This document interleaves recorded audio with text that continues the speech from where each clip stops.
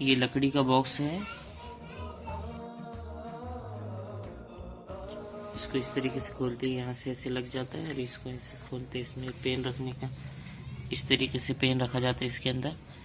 इसके अंदर 3D pen आ जाएगा आपको और इसका लुक ऐसे रहता है। इसके ऊपर ये पीछे से इस तरीके से रहता है, नीचे से यहाँ से इसका खोलने का रहता है। दोनों हाथ से पकड़कर इसको खोलना है और इसके ऊपर आपका इसके ऊपर पूरी डिटेल आ जाएंगे। जैसे कि अभी मैंने नाम लिखा मेरा, उसके नीचे यूट्यूब वगैरह लिखा, मेरा चैनल है तो इस्लामिक जनरल नॉलेज, यहाँ लाइक सब्सक्राइब लिखा हो।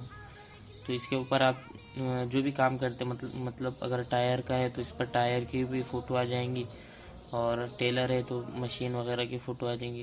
यानी जो भी है, डॉक्टर वगैरह है तो उसका सिंबल आ जाएगा। आप जो भी कारोबार करते हैं उसको पूरा बायोडाटा इसके ऊपर आप डाल सकते हैं। ये पूरा लकड़ी का है और पेन रखने का जैसे पहले बताया मैंने, ये कुछ इस तरीके से खुलता है, यहाँ से ऐसे खुल जाता है। और ये पेन को यहाँ बंद करके यहाँ भी रख सकते हैं।